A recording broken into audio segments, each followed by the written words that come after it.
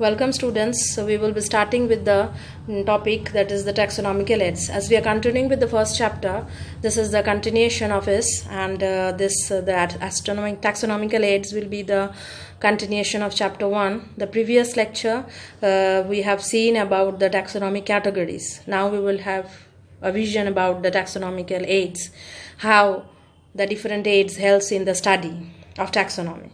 So the taxonomic studies of various species of plants, animals, and other organisms, which are very useful in agriculture and the forestry industry and in general to know our biodiversity also. So this study will require correct classification. अच्छे से classification करना पड़ेगा और identify भी करना पड़ेगा organisms को.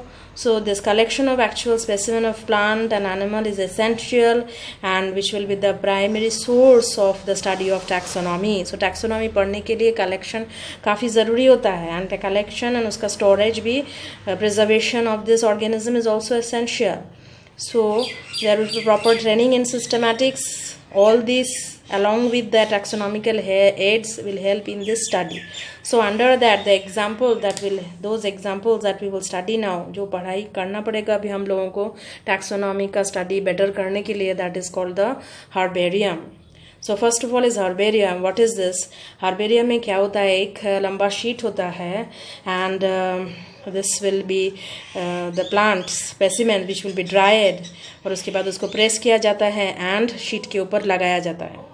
लंबा सा एक शीट होगा पेपर वाइट कलर का, जिसके ऊपर हम ड्राइड प्लांट सीड्स को चिपकाएंगे. So then this sheets will be arranged according to the names and universally accepted then of course the binomial nomenclature. So इसके हिसाब से arrange किया जाएगा, and the specimens with their description, जो भी specimen हमने connect किया है उसका description, and ये फिर store करके रखा जाएगा herbariums में, and study में, पढ़ाई में और कुछ research work में ये herbarium sheet काफ़ी काम करता है. और जिसके ऊपर लेबल लगाया जाएगा, जो भी कलेक्शन किया है, सपोज यहाँ पर एक लंबा शीट है, उसके ऊपर अपने एक प्लांट चिपकाया है, तो उसके बारे में डिस्क्रिप्शन ये सब उसके ऊपर लिखा जाएगा. That is the label. जो नाम दिया है कलेक्शन का, उसके ऊपर क्या लिखा जाएगा, डेट एंड प्लेस, उसके बाद फैमिली, कौन सा फैमिली से, फिर English names, local and botanical names and the collectors names. ठीक है, जहाँ से लिया है वहाँ का जगह का नाम, फिर डेट, फिर फैमिली, किसका फैमिली मतलब जो पौधा लिया है उसका फैमिली, फिर उसका वेरियस नेम्स और उसके साथ साथ जिसने कलेक्ट किया है उसका नाम. ये सब कलेक्शन करने के बाद रखा जाएगा. This will give a quick referral system in the taxonomical studies. बहुत अच्छी तरीके से रेफर कर पाएंगे, रेफरिंग स्टडीज़ मटेरियल को प्रोवाइड करेगा ताकि हम लोग स्टडी प्लांट्स के बारे में अच्छी तरीके से कर सकेंगे. Next example will be the botanical gardens, where we can see there is a collection of living plants. Botanical garden तो एक बगीचा होता है ना, जहाँ पर बहुत सारे पेड़ पौधे दिखाई देता है.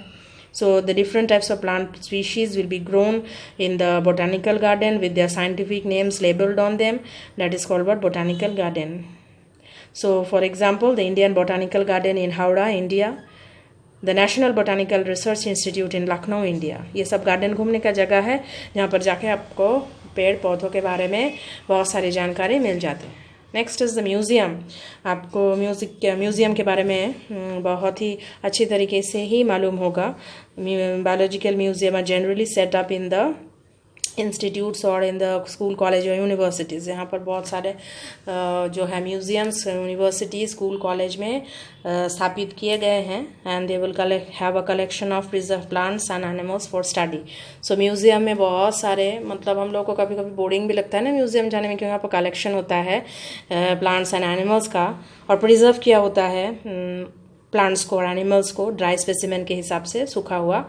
और ये सब देखने से हम लोगों को क्या होगा, इजी होगा स्टडी करना, कि हम लोग प्लांट्स के बारे में स्टडी करना चाहते हैं या फिर एनिमल्स के बारे में. सो स्टडी में बहुत सारा इम्पोर्टेंस मिलेगा म्यूज़ियम में जाने से. जो फर्दर स्टडी हम लोग प्लांट्स एंड एनिमल्स के बारे में करना चाहते हैं, ये हम लोग को मदद ही करेगा. So how the specimens are preserved by drying the specimens. सुखा लेते हैं स्पेसिमेंस को. स्पेसिमेंस मतलब जो प्रिजर्व करके रखना चाहते हैं उनको बोलते हैं स्पेसिमेंस. इंसेक्ट्स को इंसेक्ट्स बॉक्स में डाला जाता है, कोई जानवर को मार के फिर उसके अंदर स्टफिंग कुछ भर के उसको रखा जा सकता है, चमड़ा रहेगा स्किन ऊपर से, लेकिन अंदर का हिस्सा निकाल के पूरा फेंक देते हैं और अंदर कुछ स्टफ कर देते हैं, मतलब आर्टिफिशियल कुछ, ठीक है। ये सब हो सकता है। स्केलेटन भी रखा जा सकता है, बहुत सारे पुराने ज़माने के जानवरों का, प्लांट्स का स्केलेटन्स दिखाई देता है इन म्यूजियम, ठीक है। नेक्स्ट इज जूलॉजिकल पार्क, और एक टैक्सोनॉमिकल एड टैक्सोनॉमी स्टडी में जो मदद करेगा, that is what the zoological park. So this are the places where the animals are kept in the protected environments. जो जगह है यहाँ पर जानवरों को रखा जाएगा in protective environments under human care and which help them to learn about their food habits and behavior. Human care में ही रखा जाता है, आदमी जानवरों का प्रोटेक्शन देता है, देखभाल करता है, बीमार होने से मेडिसिन दे देते हैं, तो that is called as zoological park. That is normally a zoo that we visit sometimes, no? You have also visited the zoos. Children will love to visit the zoos quite often, है ना, वहाँ पर जानवर दिखाई देते हैं. So these are actually what animals are kept in their protected environments. So called what zoological parks. And the last one is the key, which is the another taxonomical aid for identification of plants and animals. पहचानने के लिए जो method या फिर help use होगा, that is called the key, which will be based on the contrasting characters. Contrasting मतलब similarities and dissimilarities. So a pair of contrasting characters will be there, which is called what couplet. मतलब animals को एक दूसरे से अलग या differentiate करने के लिए कुछ पेयर ऑफ कॉन्ट्रास्टिंग कैरेक्टर्स होगा, which is called what couplet.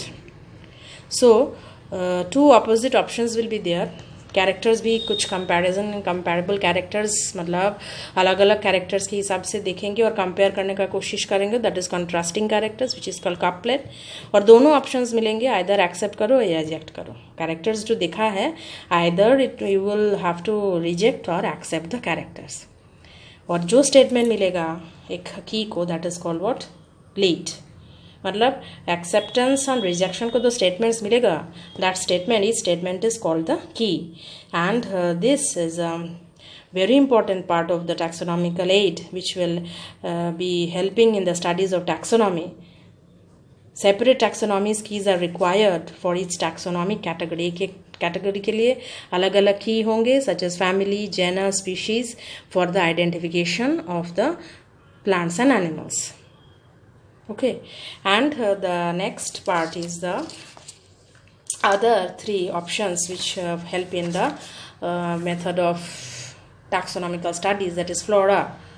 Flora is the habitat and distribution of plants. जितने भी सारे plants and animals है जो यहाँ पर डिस्ट्रीब्यूटेड है in the one world, that is called what the flora. एक जगह पर ही अगर पकड़ लो, यहाँ का मंगलदेय का फ्लोरा क्या है, ऐसा बोल सकते कि एक जगह पर कितना अमाउंट ऑफ प्लांट्स एंड उसका हैबिटेट क्या है, डिस्ट्रीब्यूशन क्या है, that is called what the flora about the plants.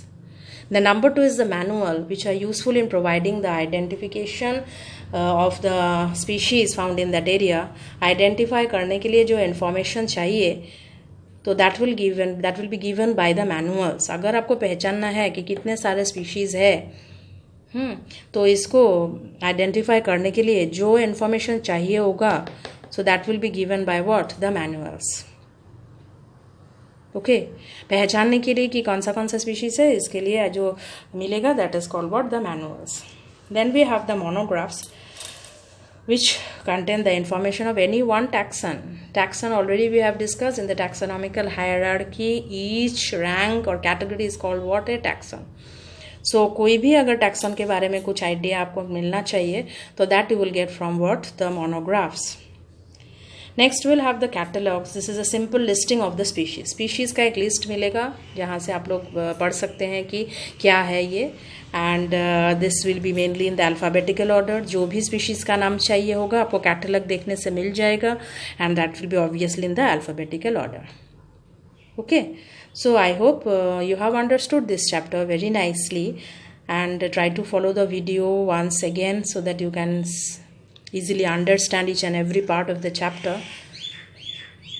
And today we are completing the first chapter of your first year course in biology, and slowly we will proceed in the second chapter also. But before that, try to be involved in the studies now so that each and every chapter is clear to you very nicely. Okay.